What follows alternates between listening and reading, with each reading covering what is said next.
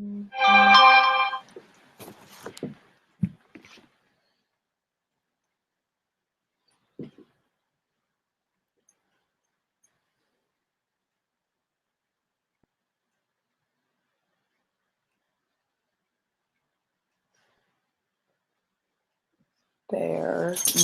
Yeah.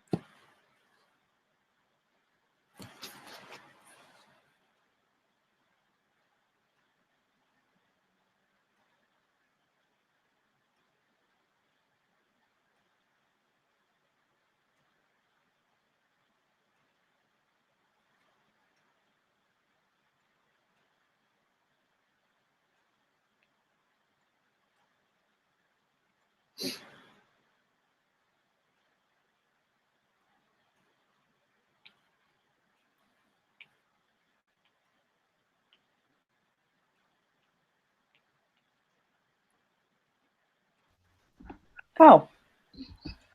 There. Hello, I was about to text you saying I could create a new event, but I'm happy you were able to join. Oh, your mic's off, I think.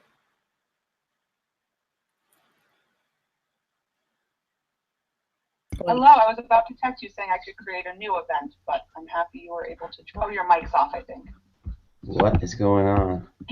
That was said like 5 seconds ago. So. Hello, I was about to text you saying I could create a new event, but I'm happy you were able to join. Your mic's off. What is going on? That was said like 5 seconds ago. So. Hello, I was about to text you saying I could create a new event, but I'm happy you were able to join. Your mic's off. What is going on? That was like on a loop. Right. Where is that coming from? I don't know. On my feed somewhere? I don't know. It's like on a loop.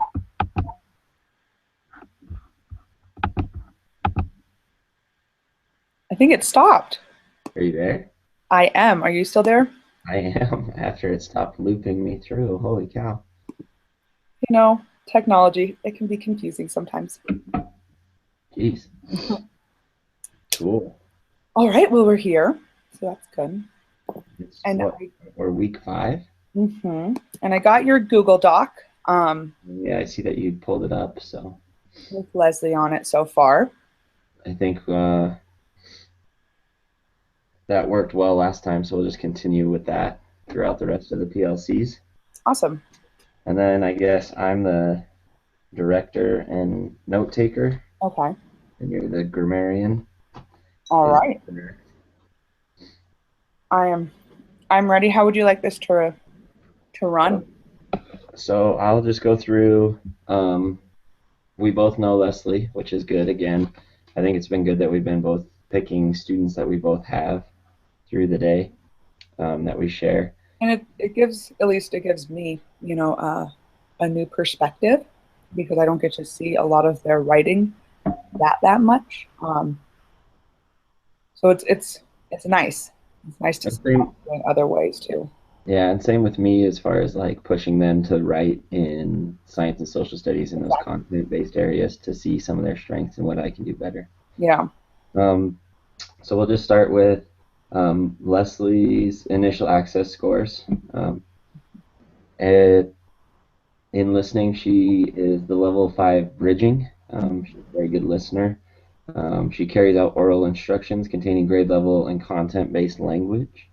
She can construct models and use manipulatives to solve based on oral discourse.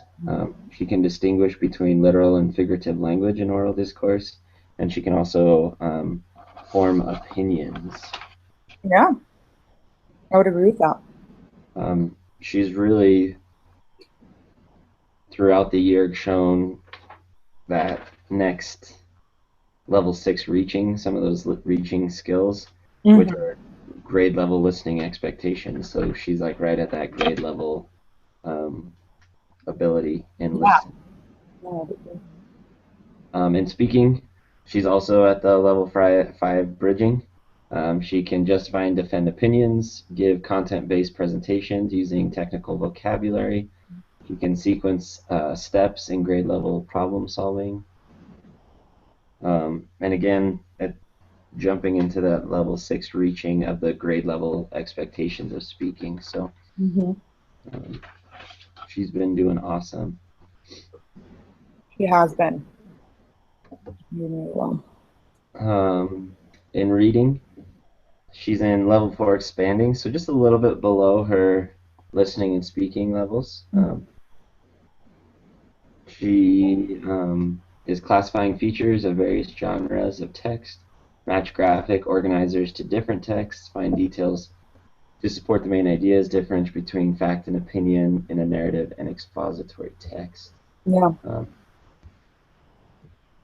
He is also showing a little bit of the level 5 bridging. She can summarize information from multiple related sources as well. And I see with Leslie if she's given the proper scaffolds, like the graphic organizers, to help organize her thoughts. And I think this is with many students, it really just takes her up to that higher level of, Mm-hmm. of learning. Absolutely. And then her weakest area is actually her writing. Um, she's in that level 3 developing. Hmm. So she's able to produce simple expository or narrative text. She can string related sentences together, compare, contrast content-based information, describe events, people, processes, and procedures. Okay. She's also shown some throughout the year level 4, take notes using a graphic organizer, summarize content-based information. So she's moving up, but again, writing is her weakest area um, in the 4 can-do descriptor clusters. I think the good thing about it is there isn't a huge gap between any, even though, her listening and speaking levels are, 2 levels above where she is writing. Um, I'm sure that's just part of a normal progression, though, that, you're able to listen and speak and read, at higher levels, and then writing is kind of mixing them all together in one. Yeah, And I think that just fits right in with some of the other course that we took so far, yeah, because those do, the listening and reading usually develop quicker, and then the speaking comes, and then the writing comes. So yeah, now she has the speaking, it's now transferring that speaking to writing. So exactly, yeah. we're in Which a good place. I mean, she's just such an intelligent kid that I'm sure she will, with exposure and just time to develop that. Mhm. Um, So any other background about Leslie? I don't think she received kindergarten at Tennyson Knowles. I don't Um, think so either. she's only been there since first, second, and now third. So Mhm. this is her third year with us at the school, and she's showing good progress and making progress through. So, Yeah, and academically, she's able to perform at high level. Um, she's right where she needs to be with math and social studies and science. It's awesome to see how her mind, just works through, questioning and, you know, just coming up with ideas about the world around her. She's a very creative girl that mhm, I like that. So, absolutely. yeah, So I guess the next step would be to jump into um, defining the verb to be, and then identifying some common ELL errors. perfect. It's my job. Um, I guess I can start out with, what verbs are. But I realized after looking in the syllabus, we're going to be covering verbs for, the next couple weeks. So I'll make sure not to, jump in the other areas of verbs. A verb shows an action of being or just existence. And it's kind of the heart of any English sentence. Um, and I think, we're going to be mostly today focusing on the existence kind of part of verbs. We're not going to be talking about the actions of verbs as much. So I guess a little more, I guess one main thing that a lot of ELLs can have mistakes on and common errors on is they misuse have, um, the word have for be. So instead of saying we have hungry now, they will say we have hungry now, let's eat, instead of we are hungry now, um, let's eat. So that's something to keep an eye out for. But we are going to be talking about today mostly the verb forms of like to be. Hmm. And there are a few of them that kind of encompass all of the to be verbs, and they are am, is, are, was. Let's see. Uh, I lost it. Hold on. Was, were, is it being, be, and been, I think. Let me make sure. Yeah, did you Yeah. notice the verb to be was in a couple of different sections? Yeah. I definitely had to jump around. So I tried kind of like marking some of my notes areas in my book. So I'm going to be jumping from pages.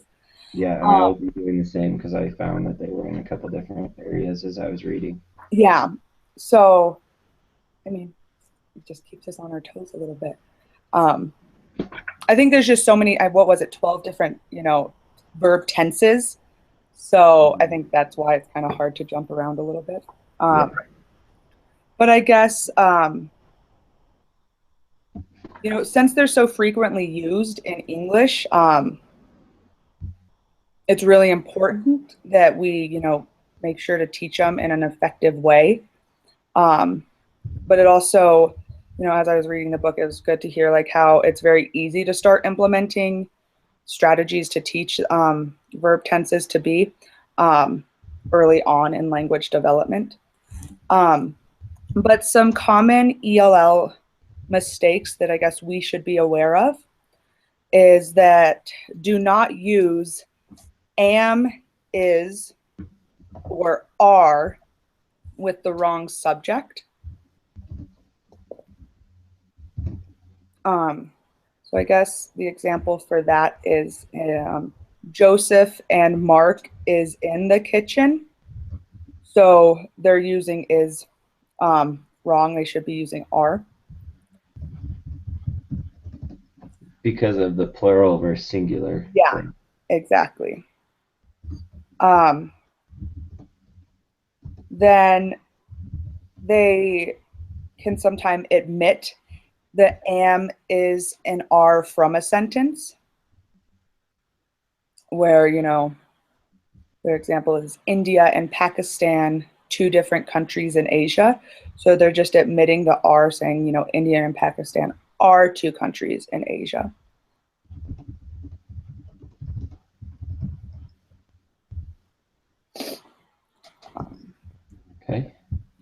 do not use, and we've said this before, but do not use have for be.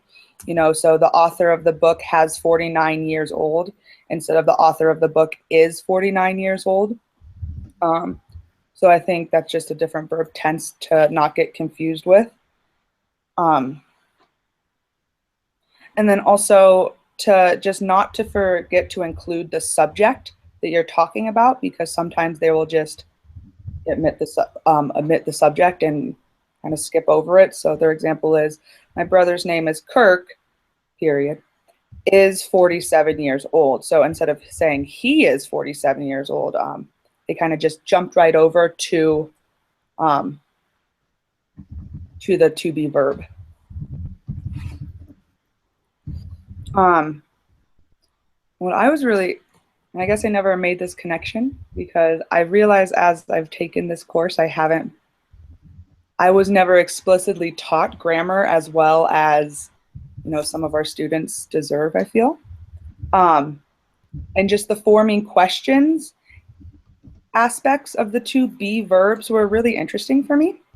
How you can just literally move a to be verb from in between subjects to the beginning of a subject to form questions. So instead of like a statement like Anna is from Peru, if you move the to be verb of is, it becomes is Anna from Peru, and you can form those questions. And I think those, after you kind of solidify a good base understanding of some to be verbs, it'd be really cool to start doing question strategies for teaching kids to practice the oral language that they're using, but also start questioning oral language too.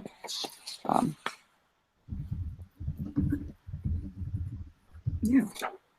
So that probably would be the Okay. visit. Sorry, what? Sorry. No. So I think that would probably be a good thing to revisit again in our next steps and teaching strategies. Yeah. I think you bring up some really interesting and valid points of how once they solidify that verb and moving the placement can totally open up how all those extra question making strategies. So I think definitely, I'm glad you brought it up now, but I think we definitely need to make sure we revisit it in the teaching strategies for sure, because I think that's going to be a good thing to do. So.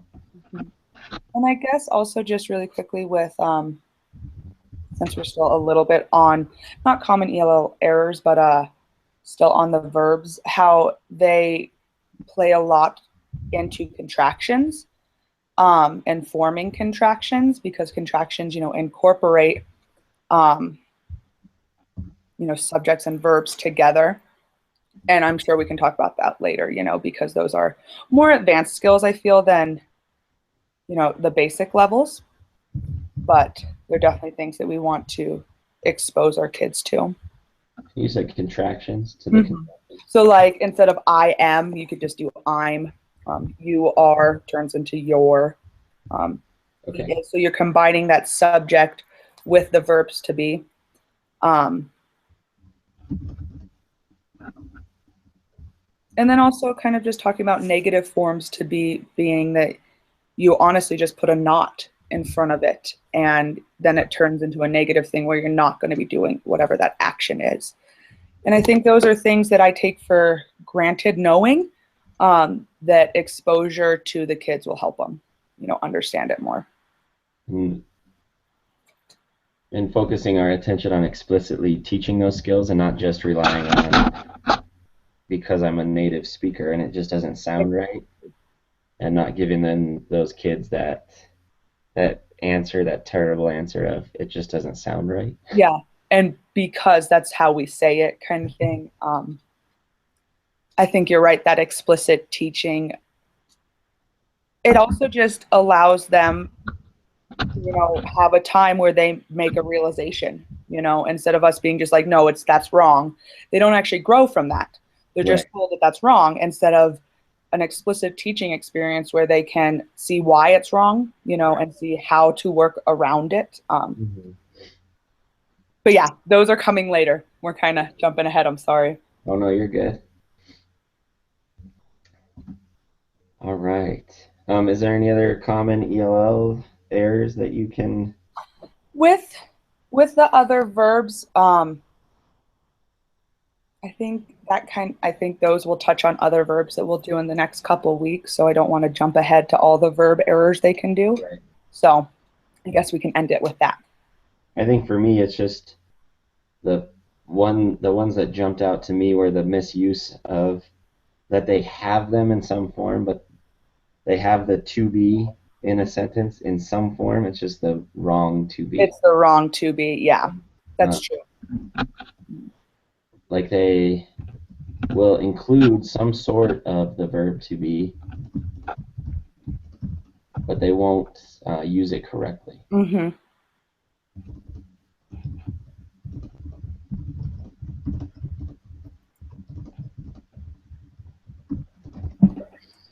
And then in the chart, it's on page 97, Mm-hmm. polls. I always like to look at the Spanish ones in those a little bit more closely than the others because of our population and how Mm-hmm. um, heavily it's influenced by the Spanish Yeah. speakers. And I found it interesting that there's the two different verbs to be in It, Spanish. You and know, mm-hmm. um, the I have hungry and she has 27 years. Yeah. And then the verb forms change according to the subject in Spanish more than they do in English. Mhm. So they focus more on the subject in Spanish than we even do in English. So Yeah. I just thought those were interesting in the omission of the pronouns. So Yeah. going back to if they're solid in their pronouns, then that helps them with the verb to be. I think that's a good thing to bring up because that's our population that we're mostly working with. Just so we're cognizant of, our specific population that we work with. I wish that there was more types of cultural reference, and languages to outside of just, I think they put one, two, three, four, five, six, seven kind of thing.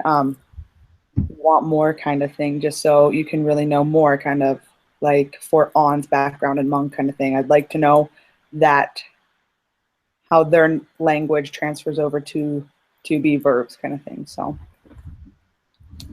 good job bringing up the Spanish version of it.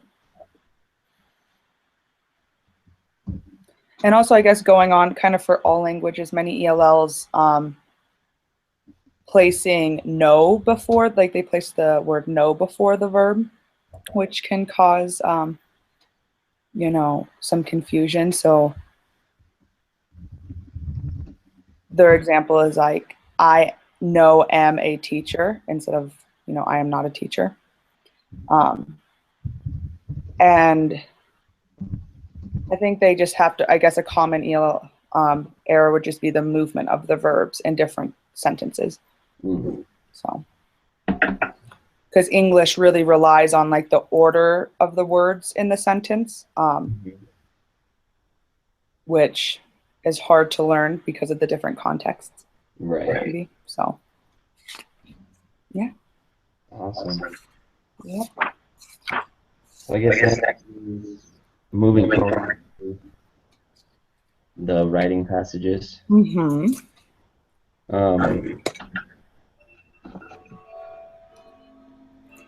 so Which one would you like to start with? so the surfing one, a boy surfing one day went to go. That Oh, was sorry, my clocks are chiming. oh, you're good. Okay, that one. Yeah. Now, I guess I have a question because I was really looking over this. It was interesting. What kind of writing samples are they? Okay, so the first one, a boy surfing, was just a free write, Okay. and I actually let her go, and I told her I was going to be using her writing samples to Cool. discuss with you. And so I let her just pick her favorite pre-write that she's done throughout the year. So this was earlier in the school year. Okay. And the next one was a prompt for the entire class of what they wanted to be when they grew up, um, or when they grow up. Like, what did they want to do and why did they want to do that? Yeah. As just a kind of a more get to know them and also um,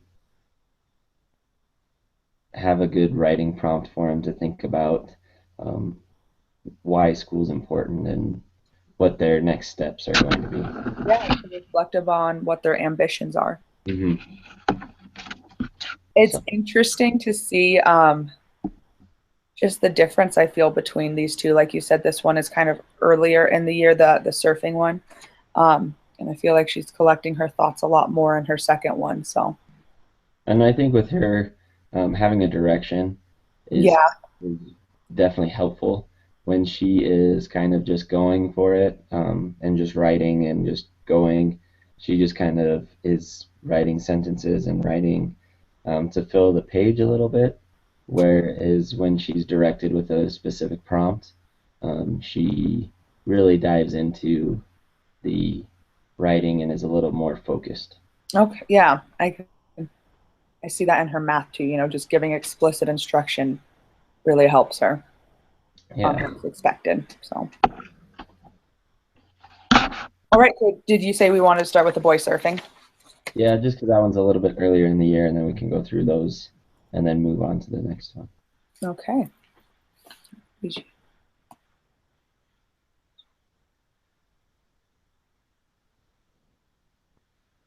Something that jumped out to me right off the bat was one day a boy surfing. One day a boy wants to go and have fun. Yeah, Um, instead of forming like a wanted. so using want instead of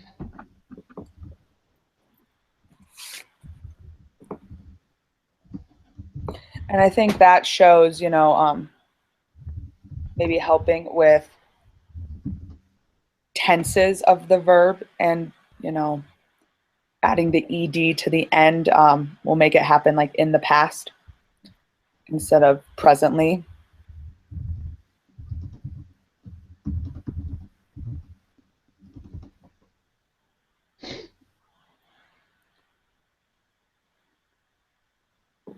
Have fun.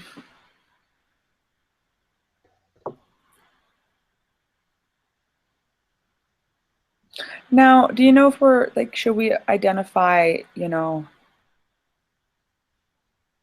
just to be errors, or like I see in this sentence, like the next sentence, in the beach instead of on the beach? hmm Do you think that should be addressed at all? I think since we've already kind of done the Yeah. preposition group that we just find some of those to be Okay. kind of verbs so that we can see, I guess.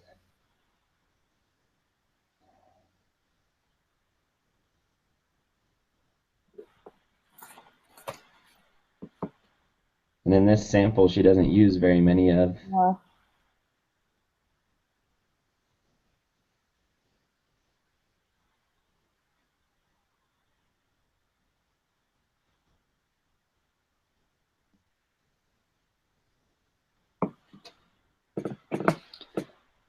Not that much. Then it was, I guess at the very end, she's kind of forgetting the subject of time because she's saying, then it was it to go. Um, and I think she was trying to, it was then time to go. Um,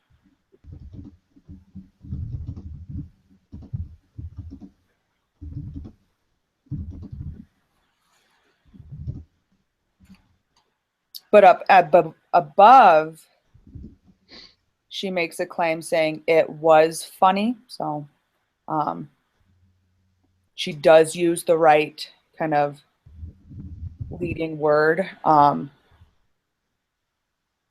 into it there, the subject pronoun. It was funny. Yeah.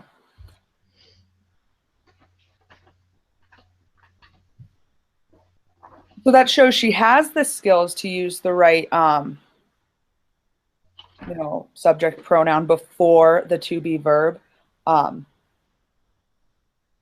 but refining it, or maybe she has it in just certain contexts that we need to expand other ways she can use it too. Mm-hmm.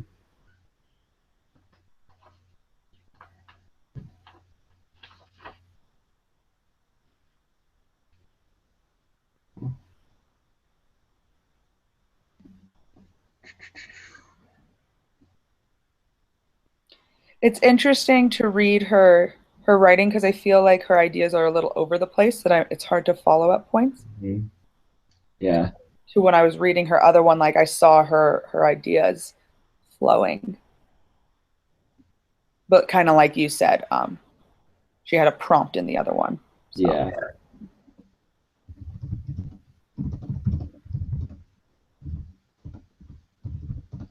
So if you want, I'm okay with moving on to that one.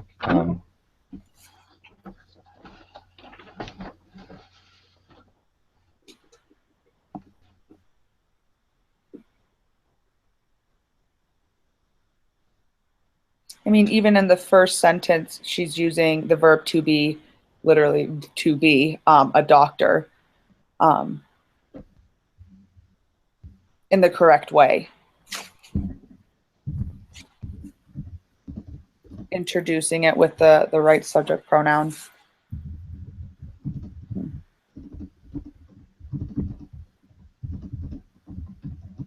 Okay. I want to help.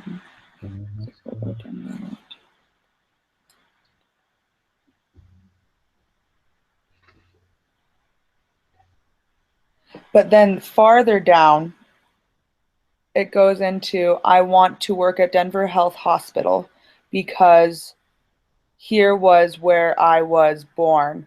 So she's mixing up the right, kind of like we were saying before, using the wrong one instead of, saying because here is where I was born or because I was born here. She's using like a double was where it's not necessary. You see where I'm talking? I guess that's Yeah. ooh, it's labeled line 6.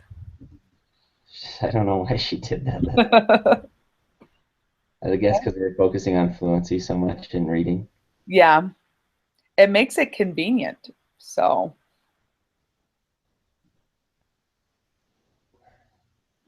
Because here was where I was born. Yeah, that sentence definitely could use some help for sure. mhm. Um, And they take me to there kind of thing. Like, yeah, who was so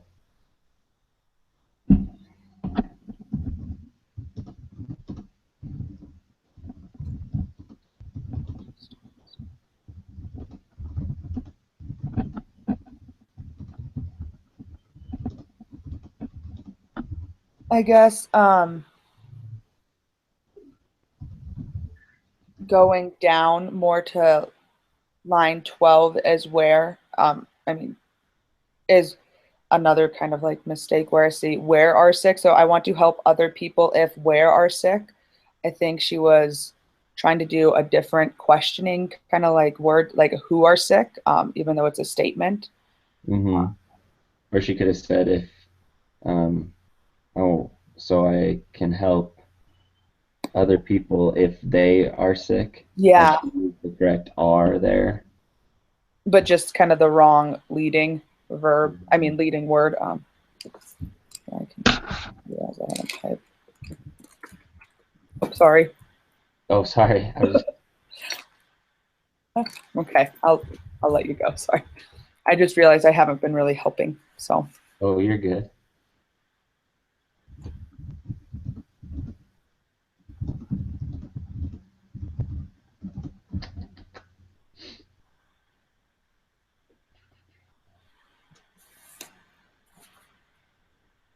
hmm.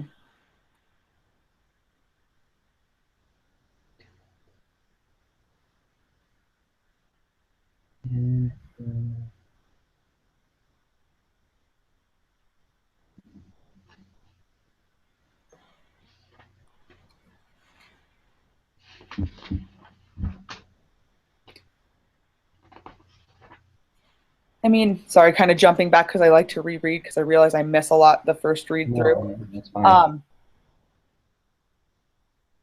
it's saying, on line 8, my baby sister was born there. And even though, she used the wrong there, but that's a good sentence, where she's using the right was form, the right way to use it.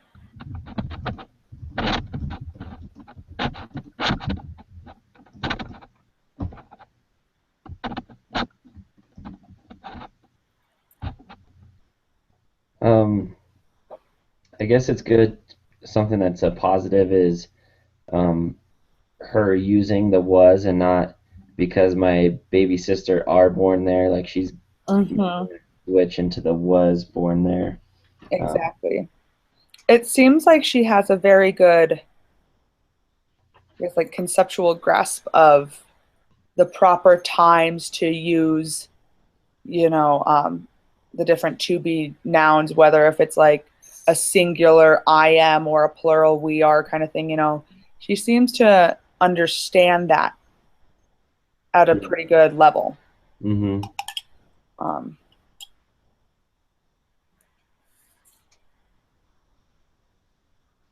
So then, do we want to kind of jump into some ideas for some instructional strategies that could help push her to using it? yeah. Um, the one that I was really happy the book gave an example of is just the sentence. How did they explain it? The scrambled sentences. Um, I'm sure even Leslie can be helped by those too because you can level them at so many different. You can really, I guess, differentiate them to make sure they're hitting the kids at the actual language level that they are, just based on the complexity of the sentences. hmm Um, you can start with something like their example is like an apple is red, kind of thing, and you can scramble that up. And that's a pretty, basic sentence, but they're really being exposed to, the verb to be tense. But then you can get up to a harder level one um, that Leslie could, probably benefit from, like, let me see. I'm trying to think of one. Well, just coming up with a complex, sentence and cutting it up and having her unscramble it. Um, and I think that could be a fun activity to do also in small groups too, because then even more you could tailor it to the levels of the group. Absolutely. Um, Like you could go as simple as like they were saying, just subject plus like I mean, subject even plus is plus color kind of thing to have a basic sentence, and then you can mix it more right. complex. Canada white of flag is red and the and. Hmm. I mean, So having, and they even went in, I got really excited after reading this because I want to implement it, because then you can work on, capitalized letters and, end marks like they're saying, and you can build that into, I guess, a higher, it's not only working on verbs, you're doing higher level things too.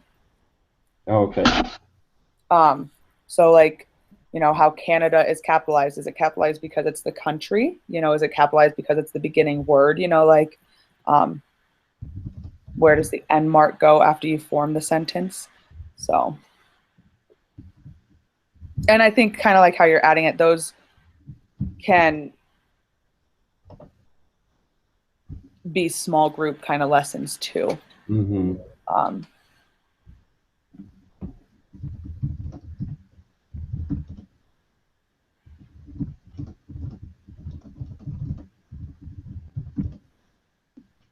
and for Leslie, since she is at a higher level, like, I'm thinking, I know you don't have Steven this year, but you had him last year, right? hmm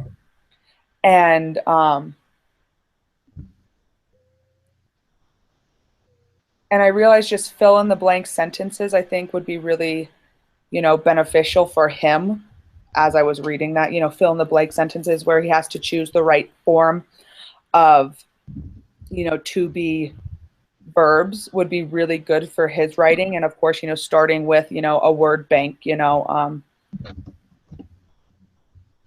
then removing the word bank in time and just exposing him to different types of sentences, what I think would be very beneficial. And I know that's not for Leslie, but But even I think she could be pushed that way um,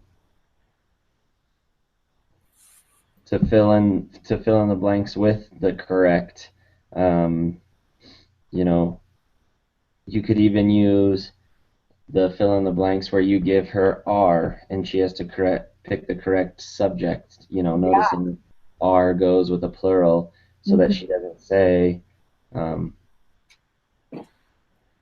my baby sister is born there, that she uses the correct The correct form. with the to be. So you could even mix it up so that she's not necessarily filling in the correct to be. She's got to pick the subject and taking her to that next level too. Yeah, that's actually a really good idea because then that shows she has her base understanding of to be, you know, but then she's applying it in different contexts that is exposing her to different ways to apply it. So you're right, the fill in the blank sentences would be, you could kind of like we were saying with the scrambled sentences, scaffolded to so many different levels to hit different kids. hmm Um, Another thing, just an instructional strategy, is our DLI Mhm. has about 2 solid weeks of the verb to be. So using that directly in conjunction with the to be verb in our writing could be um, a simple yet effective way to meet Leslie's needs as a whole group for the verb to be. So just using those DLI lessons and practice pages uh, Hmm. that are real quick, simple, boom to the point, but making sure that we use those effectively and they're not just a warm up that we just kind of glaze over, that we take those lessons and then apply them to our writing. Yeah. And what I like about kind of what you were saying with it is it's just not, don't do it as just a warm up, take it as kind of like the spark of your writing kind of thing, integrate, maybe have a writing assignment where you have to use, you know, 5 different to be verb tenses, kind of, and they all have to be different kind of thing. Once the kids are exposed to, what they are. Because what I like about DLI is that it does, there's some things I don't really like, but one of the things I do like is that it is explicit teaching material, like you expose the kids to it and then you can take it further from there once they have been exposed. Yeah, and I think that's the key, is taking it farther. Yeah, because you don't want it to be just like, a worksheet where they do it right when they come in and it's never talked about again. Right. Um, but yeah,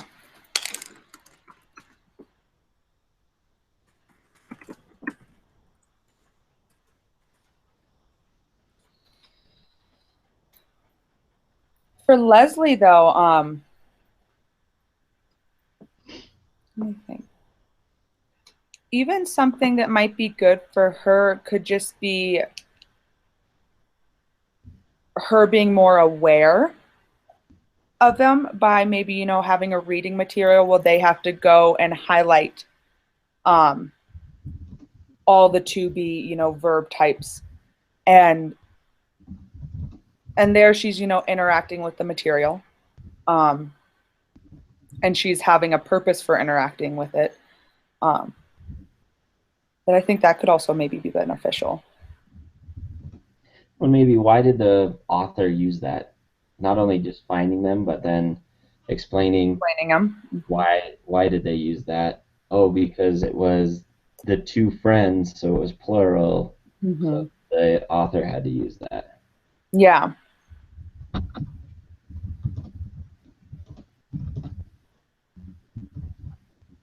Yeah, that's a really good idea. The explanation behind it. Um,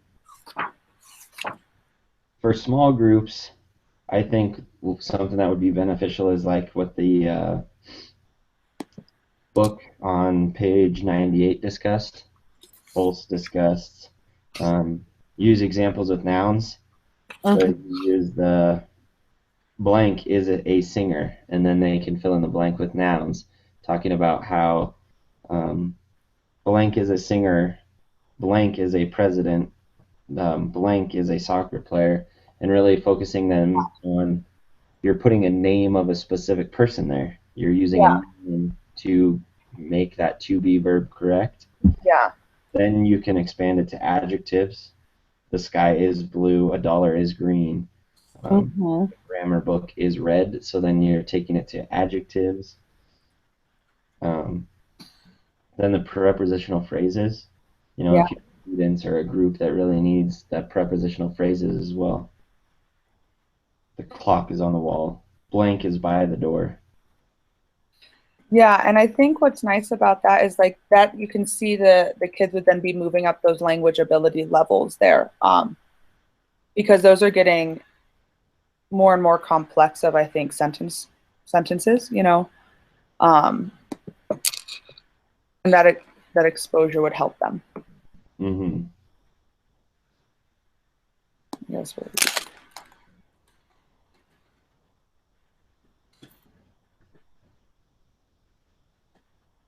Mhm. Um, I guess also, just because it could be tricky, I think explicit instruction for whole group that, kind of going back to what was it? Forming questions by moving the verbs around would be beneficial because, especially for kids who maybe have a lower speaking level or maybe even a lower listening level, if you practice these, um, forming sentence structures, you could do that, in groups, orally asking questions and answering questions. Um, so that could be, I think, something that could be done. And I think that's more of a, forming yes no questions where you literally just move, like the to be verb to the front. Um, as kind of like a base starting level. And I think that can be taught early on in language development. And then, moving to the more complex WH questions where you're putting like the who or the what or the where in front of it.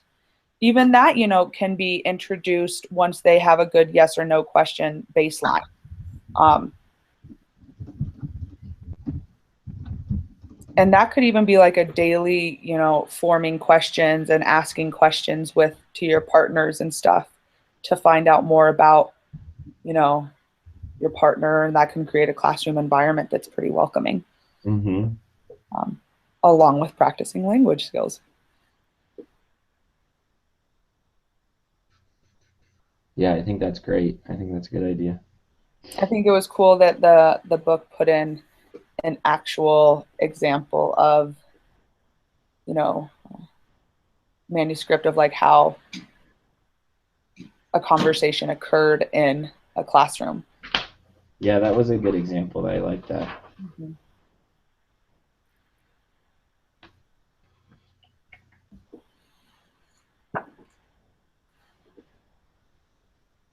And I guess since I didn't really see this in Leslie's writing, but I don't think she really had an opportunity to see the negative forms of to be verbs. So like am not, is not, are not kind of thing.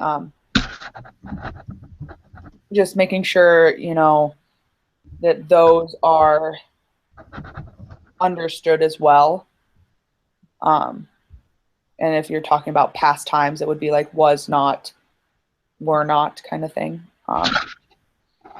To make sure those are addressed. And if not, forming, lessons around that to make sure that you just put the word not, um, after the to be verb. Mm-hmm. I think that's good. Um,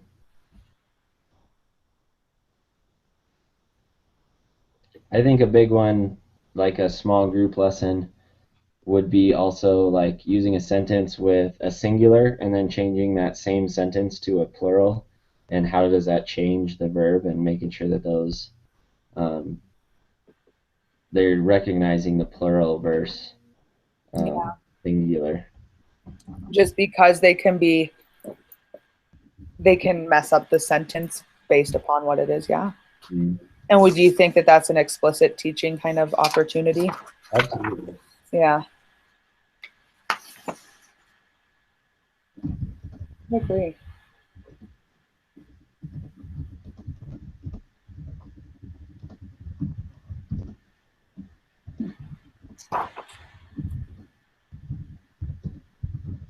Um, yeah, I think that's pretty good. Yeah, I think we got it. I think we covered, Leslie as a student, right? And then we've got the common errors. Mm-hmm. And then we went through, identified some of her errors. Now, she didn't have a ton of the to be errors, and she also used a couple of them correctly, but I think she can still, like you said, didn't maybe have the opportunity to use those negative forms and kind of, as we dug more into more and more of her writing samples, I would think we would see some different examples that we could build off of. Yeah, and I think though that she's still, because there were those little errors that just, kind of like you're saying that exposure still will help. Mm-hmm. And So, those explicit teaching moments. yeah, Okay. Well, I'll go back through and just double check the notes and make sure we're good. If you could throw the website link at the bottom of the Google Doc. actually just did. Oh, look at that. I just wasn't below. Don't worry. Um, and then I'll get these posted into the PLC grammar group notes. Perfect. Good job. Okay, Awesome. cool. I think we're good. All right, sounds good. I'll get those taken care of and posted, and then I will see you tomorrow. All right. See you tomorrow. All right, bye.